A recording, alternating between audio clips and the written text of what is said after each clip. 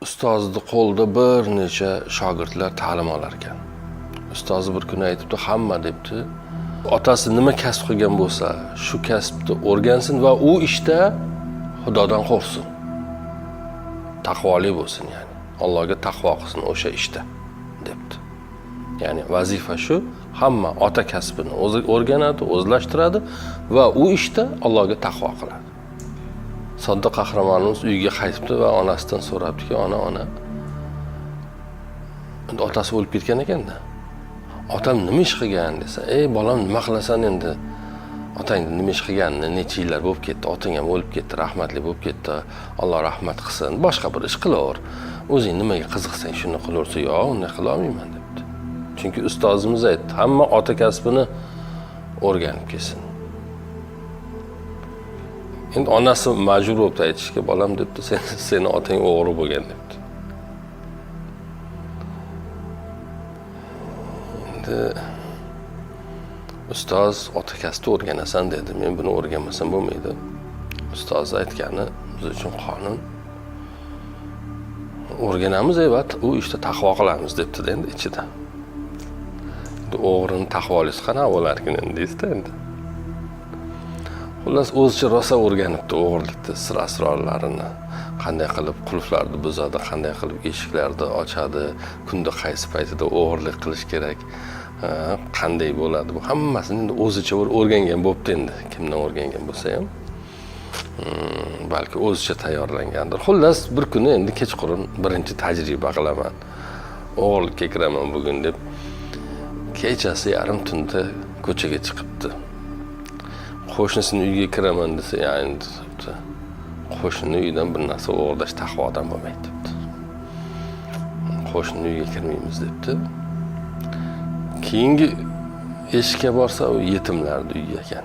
Yetimda ham molini olish taqvodan bo'lmaydi debdi. Undan ham o'tibdi. Shunday unisiga uni bahona qilibdi, bunisiga buni bahona qilibdi. Hech bir uyga o'g'irlikka kira olmasdan davom etdi endi.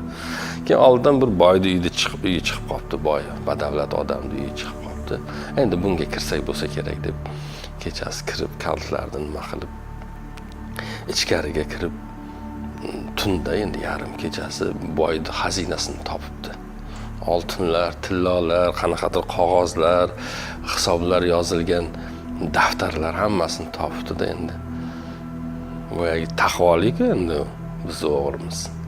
Aytibdi, o'zi bu boy debdi, zakot bergan ekanmi, yo'qmi, bir hisob kitob qilay deb daftarlarni ochib, uni boyligini hisoblab, nimasini boshlabdi-da, hisob kitobini. Daftarlardan qarab, endi ko'p vaqt o'tib ketibdi, 2-3 soat vaqt o'tib ketib qolibdi. Qarasa 6 yillik zakot bermagan ekan boy. Boshini qashlab tursa, endi bu paytga kelib azon aytib qolibdi, bomdod azon bo'lib qolibdi-da. Endi debdi, bomdodni qochirib qo'yish taqvodan bo'lmaydi, namoz ham o'qib olay, keyin bu yoqda bir gap bo'lar deb borib tahoratni olib tursa, bu azon tovushidan boy ham uyg'onib qolibdi. Qarasa hovlisida birov tahorat olyapti. Kim bo'ldi ekan deb sekin boribdi. Sen kimsan desa, bunday qarabdi-da, namoz payti bo'ldi, namoz o'qimaysizmi deb tahoratni olibdi. Keyin birga chiqib, uyda egasiz, imomlikka siz o'ting desa, endi boyagi boy qo'rqib, bu kim ekan endi, bu meni uyimda nima qilyapti bu? Nega menga do'g'radi? O'g'ri bo'lsa o'g'rilar endi boyagi uncha odamni tutib olsa ziyon berishi mumkin. Qo'rqmay ziyon berishadi-ku.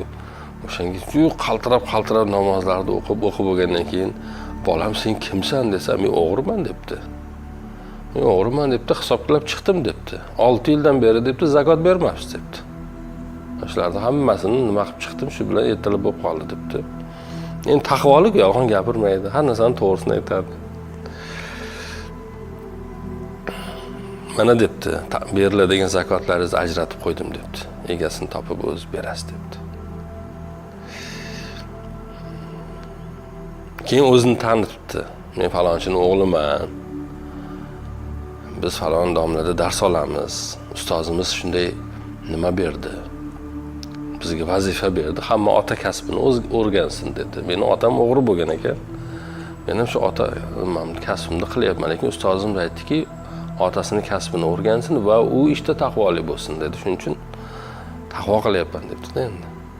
Sen shu yerda turib tur debdi boyagi odam. Hozir kelaman deb uyga kirib xotini bilan maslahat qilib chiqibdi-da, aytibdiki, bir qizim bor. O'sha qizimni senga bersam, sen onang bilan ko'chib kelsang, qara yerimiz juda katta. Va bir menga hisobchi bo'lib ishga kirsang. Nafaqat hisobchi, balki ishimda sherik bo'lsang. deb o'sha yerda o'zida qizini uyg'otib, fikrdan aynib qolmasin bizni taqvoli o'g'ri deb unashtirib nikohini o'qib qo'ygan ekanda. Qissadan qissa shuki, qarang, odam taqvo qilsa Alloh unga barakasini berib qo'yaverar ekanda. Alloh uni asraydi-da yomonlikdan. O'g'irlik qilgani kiruvdi. Lekin shu ishida uni gunohga botirmasdan Alloh uni bir go'zal shaklda olib chiqdi. Eng katta muammoni ichidan, gunohning ichidan chiroyli bir shaklda har kimga foydali qilib olib chiqdi. Bu boyga ham foydali bo'ldi, zakotlari berilmaganini xabarini topdi, shu paytgacha bermay yurgan bo'lsa, hisobda adashgan bo'lsa, uni chiroyli qilib hisoblab berdi. Bola ham o'g'irliksiz, yomon yo'llarsiz bir hayotini bir shaklda ishli bo'ldi, oilali bo'ldi. Ya'ni har bir ishda taqvo qilinsa, natija chiroyli bo'laverar ekanda endi. Unaqa nimasi shu, hissasi shu.